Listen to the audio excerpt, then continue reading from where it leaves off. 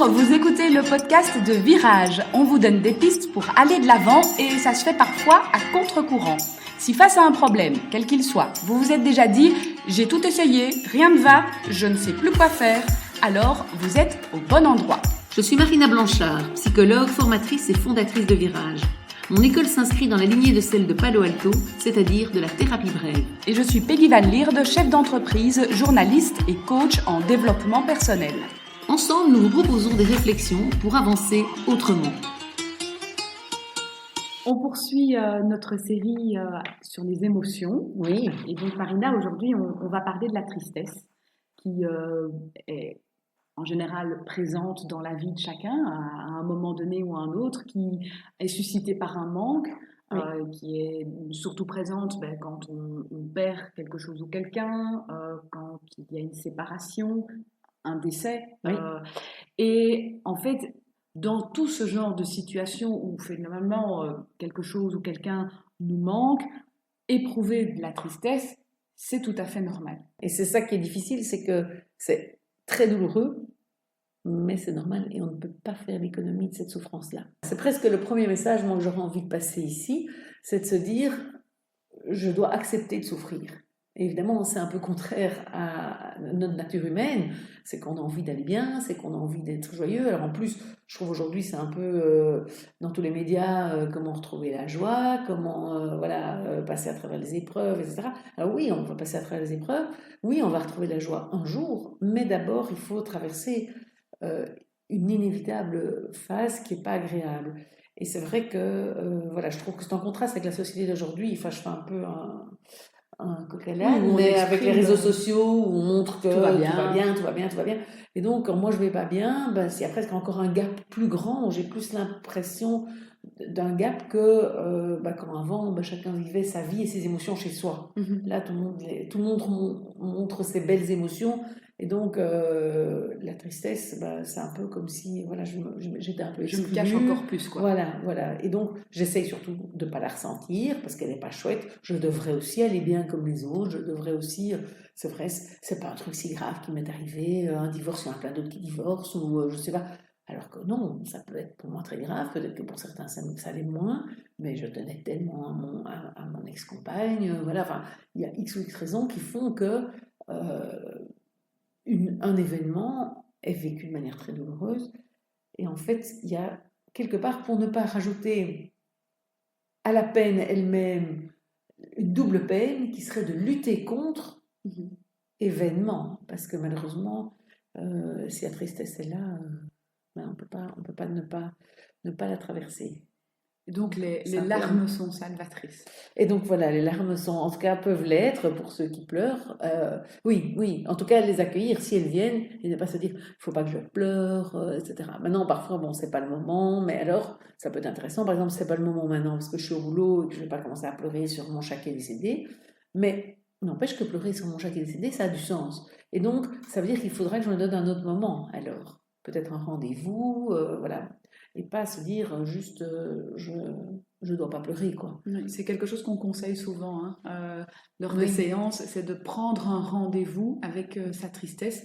Alors quand on l'entend comme ça la première fois, ça paraît incroyable, ça paraît un peu bizarre, mais c'est vraiment s'octroyer ce moment où on a le droit d'être triste, où on peut l'exprimer, et ça peut se faire dans un moment du coup peut-être aussi confortable. C'est-à-dire qu'on va choisir son moment, sa situation, où c'est ok pour soi, et donc du coup l'exprimer, la faire ressortir cette tristesse plutôt que de l'étouffer, de mettre un capuchon dessus et de ne pas l'exprimer. C'est ça. Alors ça peut aussi ne pas s'exprimer en tant que tel, comme on parle d'expression, le dire. Ça peut être une balade dans les bois où je laisse mes larmes sortir. On n'a pas tous besoin de parler des choses qu'on vit, mais en tout cas les vivre. Et c'est vraiment s'octroyer le droit de vivre cette tristesse-là. Et même si c'est pas confortable, en fait, c'est vrai que si on pouvait évidemment, moi si j'avais la baguette magique pour enlever la tristesse des autres, je le ferais, je l'ai pas, peut-être certains non, mais en tout cas moi je l'ai pas encore découverte.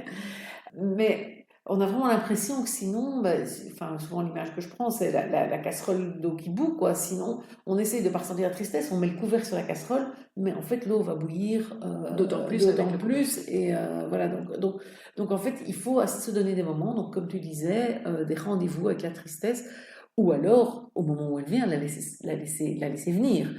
Mais voilà, c'est pas toujours possible, ça c'est encore autre chose. Le contexte peut être déterminant. La tristesse, elle est aussi utile en fait, elle déclenche l'empathie. Et donc, ça, c'est l'avantage pour ceux qui l'expriment. Alors voilà, tout le monde n'a pas envie d'avoir de l'empathie, mais c'est que aussi, le fait de l'exprimer, le fait de la montrer, les collègues de travail vont peut-être aussi être plus conscients, être plus proches, être là. Alors, on peut avoir envie de ça ou pas. Et donc ça, voilà, mais il faut le savoir, c'est aussi une des utilités de la tristesse, c'est qu'elle amène une solidarité humaine et une proximité. Si on est face à des êtres humains qui ont une intelligence émotionnelle suffisante, évidemment, parce que bon, voilà, s'il y en a quelqu'un de cruel en face, ça va pas tellement déclencher l'empathie, ça fait le contraire. Mais on peut espérer quand même que dans un entourage, il y ait certaines personnes. Donc voilà, donc, il ne faut pas avoir toujours peur de montrer sa tristesse, mais c'est vrai qu'il faut peut-être choisir les personnes à qui on la montre, à qui on en parle, avec qui on l'exprime, si on l'exprime. Et puis sinon, comme pour la colère, on peut faire des lettres de tristesse et donc écrire vraiment à la personne qui nous manque. Hein. Tu disais, voilà, effectivement, ça peut être un deuil, une séparation, enfin quelqu'un qui était dans notre vie et qui n'y sera plus, ou qui n'aura plus en tout cas la place qu'on aurait voulu que la personne garde dans notre vie. Et donc on peut lui écrire en lui disant tout ce qu'on a sur le cœur, en lui partageant des moments de vie, etc. Sans les envoyer, si la personne est vivante, bon, si elle est morte, c'est une évidence, mais sans les envoyer, ce qui permettra vraiment de le faire sans aucune censure, en fait, et de vraiment mettre tout ce qu'on a sur le cœur, et donc qui va être une manière de traverser notre tristesse, de l'accepter finalement pour nous-mêmes, en l'exprimant à l'autre. Parfois, la tristesse est très, très envahissante, trop envahissante. Oui. À ce moment-là, on a l'impression d'être complètement submergé, noyé dans cette tristesse. Oui. Mais là, alors, les rendez-vous dont tu parlais vont permettre de canaliser quelque part cette tristesse et de vraiment se dire, ben voilà, je lui donne 1 heure par jour. Et pendant 1 heure, je suis vraiment je replonge dans mes souvenirs, j'allume une petite bougie, j'écris cette lettre dont je parlais, etc. Et vraiment... Et je sais que le reste de la journée, je sais qu'à 18h, j'aurai ce rendez-vous. Idéalement, 1 heure relativement fixe, parce que ça me permet de renvoyer à d'autres moments de la journée à plus tard. À plus tard. Alors, si c'est pas possible de renvoyer, ben alors ça peut être à chaque fois qu'elle vient, j'y consacre 1 heure. Donc tout dépend évidemment aussi du contexte de vie. Si je travaille, si je suis en congé suite à un deuil important de quelqu'un de très proche, enfin, voilà, tout dépend de ce qui est possible hein, pour chacun. Mais ce sera plus de reprendre le contrôle, puisqu'il y a ce côté submergé donc, que tu disais. Pour reprendre le contrôle dessus, c'est donner de la place à la tristesse, plutôt que me sentir envahi par cette tristesse en permanence, quoi. Et en tout cas, lui donner l'espace et le temps nécessaire. Parce que souvent, on a aussi envie que ça passe vite. Oui, exact. Pour ne pas se laisser envahir, justement. Oui. Ce qu'on donne ici comme piste avec la tristesse, donc écrire des lettres, prendre des rendez-vous, aller marcher, voilà, moi je prends souvent les arbres pour des personnes à qui ça parle, aller choisir un arbre qui représente un peu la personne défunte, aller s'adresser à cet arbre-là, etc. Ces pistes-là ne vont pas faire partir la tristesse. Elles vont permettre de la gérer, en fait, et de la traverser. Mais ce n'est pas parce qu'on va écrire 3 lettres que ça va être fini. Et donc, effectivement, il ne faudrait pas faire ceci pour que ça passe, parce que sinon, on retombe dans le même mouvement de lutte contre la tristesse, quoi. C'est comme si, au lieu de mettre le couvercle de la casserole, on se dit « Ah, mais le coup des lettres et du rendez-vous, ça va aussi arrêter la casserole. » Non, la casserole, l'eau au bout, et voilà, il faut laisser les choses aller. Et donc, pour revenir à l'utilité des émotions, la peur, elle nous prévient d'un danger. Oui. La colère, elle nous permet de réagir face à une injustice. Oui, nous faire respecter, oui, tout à fait. Et la tristesse, alors, finalement? Et la tristesse, elle nous permet de traverser un moment difficile, quelque part. Elle génère de l'empathie. Elle nous amène, en fait, finalement, à un repli un peu sur nous-mêmes, un peu comme l'animal blessé va se replier et à penser nos blessures, en fait. Hein. Et donc, elle nous oblige à prendre soin de nous à un moment où on a été fragilisé par un événement, souvent de l'extérieur. C'est pas facile non plus d'accepter que la séparation ou le manque de quelqu'un me met dans un tel état. Oui, en fait, souvent, moi, je fais le parallèle avec les blessures physiques. C'est une blessure psychologique, en fait, la tristesse, hein, puisque, voilà, on nous arrache, la mort nous arrache quelqu'un qu'on aime, la vie nous fait perdre le job dans lequel on était bien parce qu'il y a des restrictions, voilà, liées à un contexte, quel qu'il soit. On a beaucoup plus de facilité d'accepter, si on se casse la jambe, qu'on va plus pouvoir marcher tout de suite. On accepte le plâtre, on accepte après de faire de la kiné pour repartir, etc. Et c'est comme si les blessures psychologiques, on voulait tout de suite tourner la page. Je me rappelle d'une patiente qui vient chez moi après 2 fausses couches et elle me dit, voilà, ça fait 15 jours, je viens voir parce qu'il faut que je remonte la pente.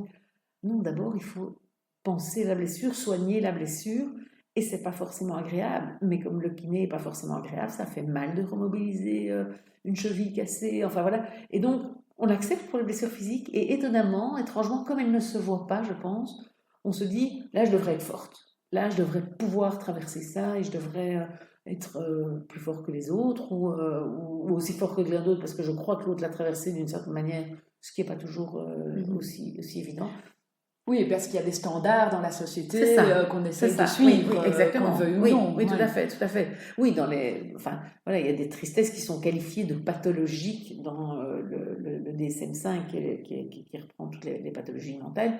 Or, en fonction de l'attachement qu'on avait pour son compagnon, voilà, un deuil peut se faire plus ou moins en fonction de s'il a été malade longtemps avant et qu'on a déjà préparé le deuil, ou si c'est un accident violent. Enfin, voilà, il y a tellement de choses qui jouent qu'il n'y a pas de normes, malheureusement. Or, effectivement, la société nous en envoie quand même de temps en temps. On dit, voilà, un deuil c'est 1 an. Non, parfois c'est plus qu'1 an.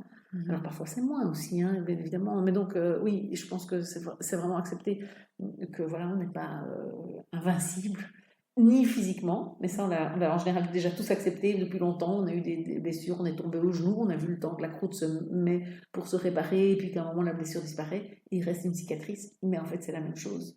Et en fait c'est la même chose pour notre âme, si on peut dire. Et donc oui, on doit accepter de prendre le temps de se soigner. Et un jour, quand on aura traversé tout ça, on regardera ça avec un regard beaucoup plus bienveillant, et en se disant qu'en fait voilà, on a réussi à la traverser. C'est ça.